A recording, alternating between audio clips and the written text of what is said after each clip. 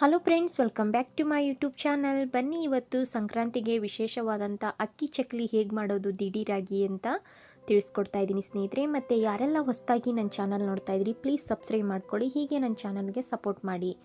ಮೊದಲಿಗೆ ನೋಡಿರಿ, ಒಂದೂವರೆ ಕಪ್ ಆಗೋಷ್ಟು ಅಕ್ಕಿ ಹಿಟ್ಟು ತೊಗೊತಾ ಇದ್ದೀನಿ. ಇದು ಅಂಗಡಿಯಿಂದ ತಂದಿರೋದು, ನೀವು ಬೇಕಂದರೆ ಮನೆಯಲ್ಲೇ ಬೀಸಾದರೂ ಮಾಡ್ಬೋದು. ಇದು ದಿಢೀರಾಗಿ ನಿಮ್ಗೆ ಹೇಗೆ ಮಾಡೋದಂತ ತಿಳಿಸ್ಕೊಡ್ತಾ ಇದ್ದೀನಿ. ತದನಂತರ ನೋಡಿರಿ, ಒಂದು ಅರ್ಧ ಕಪ್ ಆಗೋಷ್ಟು ಹುರ್ಗಡ್ಲೆ ಹಿಟ್ಟು ಹಾಕ್ಕೊತಾ ಇದ್ದೀನಿ. ಇದು ಮನೆಯಲ್ಲೇ ಬೀಸಿರೋದು ಮಿಕ್ಸಿ ಹಾಕಿಟ್ಟಿದ್ದೀನಿ. ನೋಡಿರಿ, ಒಂದೂವರೆ ಕಪ್ ಆಗೋಷ್ಟು ಅಕ್ಕಿ ಹಿಟ್ಟು, ಅರ್ಧ ಕಪ್ ಆಗೋಷ್ಟು ಹುರ್ಗಡ್ಲೆ ಹಿಟ್ಟು ತೊಗೊಂಡಿದ್ದೀನಿ. ಇವಾಗ ರುಚಿಗೆ ತಕ್ಕಷ್ಟು ಉಪ್ಪು ಹಾಕ್ಕೊತಾ ಇದ್ದೀನಿ. ಮತ್ತು ಒಂದೂವರೆ ಸ್ಪೂನ್ ಆಗೋಷ್ಟು ಅಚ್ಚ ಖಾರದ ಪುಡಿ ಹಾಕ್ಕೊತಾ ಇದ್ದೀನಿ ಸ್ನೇಹಿತರೆ. ಇವಾಗ ಒಂದೆರಡು ಸ್ಪೂನ್ ಆಗೋಷ್ಟು ಬಿಳಿ ಎಳ್ಳು ಹಾಕ್ಕೊತಾ ಇದ್ದೀನಿ. ನೋಡಿರಿ, 1 ಸ್ಪೂನ್ ಆಗೋಷ್ಟು ಜೀರಿಗೆ, 1 ಸ್ಪೂನ್ ಆಗೋಷ್ಟು ಅಜ್ವಾನ್ ಕಾಳನ್ನ ಈ ರೀತಿ ಕೈಯಲ್ಲಿ ಕ್ರಷ್ ಮಾಡಿ ಹಾಕೋದ್ರಿಂದ ತುಂಬ ಟೇಸ್ಟಿಯಾಗಿ ಬರ್ತೈತಿ ಮತ್ತು ಸುವಾಸನೆ ಅನ್ನೋದು ತುಂಬ ಚೆನ್ನಾಗಿರುತ್ತೆ ಚಕ್ಲಿದು. ನೋಡಿರಿ, ಚೆನ್ನಾಗಿ ಹಿಟ್ಟು ಮಿಕ್ಸ್ ಮಾಡ್ಕೊಂಡಿದ್ದೀನಿ.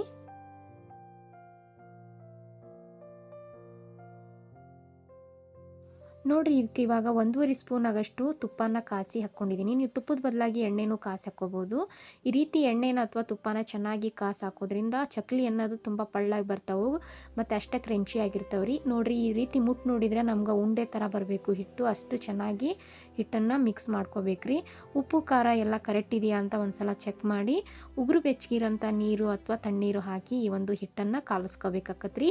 ಒಂದು ಸ್ವಲ್ಪ ಹಿಟ್ಟು ಸಾಫ್ಟಾಗಿ ಕಲಿಸ್ಬಾರ್ದ್ರಿ, ಗಟ್ಟಿನೇ ಇರಬೇಕು. ಗಟ್ಟಿ ಅಂದರೆ ಜಾಸ್ತಿ ಗಟ್ಟಿನೆಲ್ಲ ಮೀಡಿಯಮ್ ಹದದಲ್ಲಿ ಇರಬೇಕು. ಈ ಹದದಲ್ಲಿ ಹಿಟ್ಟು ಇದ್ರೆ ನಮ್ಗೆ ಚಕ್ಲಿ ಅನ್ನೋದು ಎಲ್ಲಿ ಕಟ್ಟಾಗೋದಿಲ್ಲ, ತುಂಬ ಚೆನ್ನಾಗಿ ಬರ್ತಾವೆ.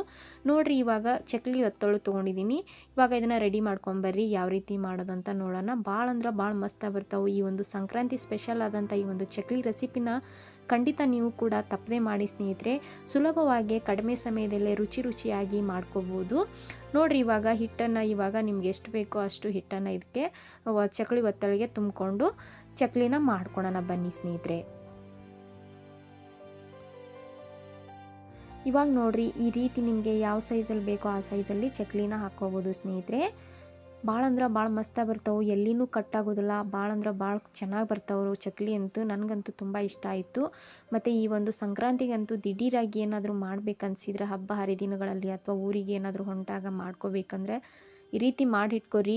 15 ದಿನದ ಗಂಟ್ಲೆನೂ ತುಂಬ ಚೆನ್ನಾಗಿ ಬರ್ತೈತಿ. ಹಾಗಾಗಿ ಏನು ಕೆಡೋದಿಲ್ಲ, ತುಂಬ ಕ್ರಂಚಿಯಾಗೇ ಇರುತ್ತೆ. ನೀವು ಒಂದು ಏರ್ಟೈಟ್ ಕಂಟ್ರಲ್ಲಿ ಹಾಕಿಟ್ಕೊಂಡ್ಬಿಟ್ರಂತೂ ಭಾಳ ಮಸ್ತಾಗಿರ್ತಾವೆ.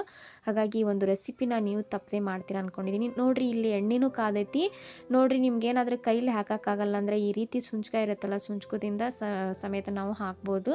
ಎಲ್ಲಿನೂ ಕಟ್ಟಾಗೋದಿಲ್ಲ ಮತ್ತು ಮಧ್ಯೆ ಅಂತೂ ಸಿಳ್ಳೋದಿಲ್ಲ, ಅಷ್ಟು ಮಸ್ತಾಗಿ ಬರ್ತವೆ ಚಕ್ಲಿ ಅಂತೂ. ಇದನ್ನು ನೀವು ಚಕ್ಲಿ ಬೇಯಿಸುವಾಗ ಹೈ ಫ್ಲೇಮಲ್ಲಿ ಇಟ್ಟು ಬೇಯಿಸ್ಬಾರ್ದ್ರಿ. ಒಂದು ಸ್ವಲ್ಪ ಲೋ ಫ್ಲೇಮಲ್ಲಿ ಇಟ್ಟೆ ಒಂದು 5 ರಿಂದ 8 ನಿಮಿಷ ಆದರೂ ಚಕ್ಲಿನ ನಿಧಾನವಾಗಿ ಬೇಯಿಸ್ಬೇಕಾಗುತ್ತೆ ರೀ.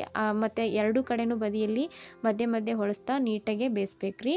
ಹಾಗಾಗಿ ಬೇಯಿಸೋದ್ರಿಂದ ಚಕ್ಲಿ ಅನ್ನೋದು ತುಂಬ ಚೆನ್ನಾಗಿ ಬರ್ತಾವ್ರಿ. ನೋಡಿರಿ, ಎಲ್ಲ ಚಕ್ಲಿನ ಇದೇ ರೀತಿ ನಾನು ಎಣ್ಣೆಯಲ್ಲಿ ಕರ್ಕೊತಾ ಇದ್ದೀನಿ.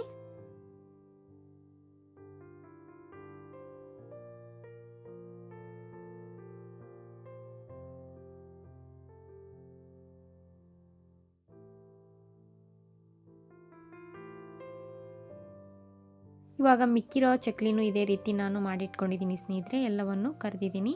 ಬನ್ನಿರಿ, ಇವಾಗ ಒಂದು ತಟ್ಟೆಗೆ ಸರ್ವ್ ಮಾಡಿದ್ದೀನಿ. ನೋಡ್ತಿದ್ರಲ್ಲ, ಒಂದು ಚೂರೂ ಕೈಗೆ ಎಣ್ಣೆ ಹತ್ತೋದಿಲ್ಲ, ಅಷ್ಟು ಮಸ್ತಾಗಿ ಬಂದವು. ತುಂಬ ಪಳ್ಳಾಗಿರುವಂಥ ಈ ಒಂದು ಚಕ್ಲಿ ರೆಸಿಪಿ ಹಿಂದೆ ನಿಮ್ಮ ಮನೆಯಲ್ಲಿ ಮಾಡಿ ಸ್ನೇಹಿತರೆ. ಹಬ್ಬ ಹರಿದಿನಗಳಲ್ಲಿ ದಿಢೀರಾಗಿ ಮಾಡಬೇಕಂದ್ರೆ ಈ ಒಂದು ಮೆಥಡಲ್ಲಿ ಮಾಡಿರಿ, ತುಂಬ ಇಷ್ಟಪಡ್ತಾರೆ.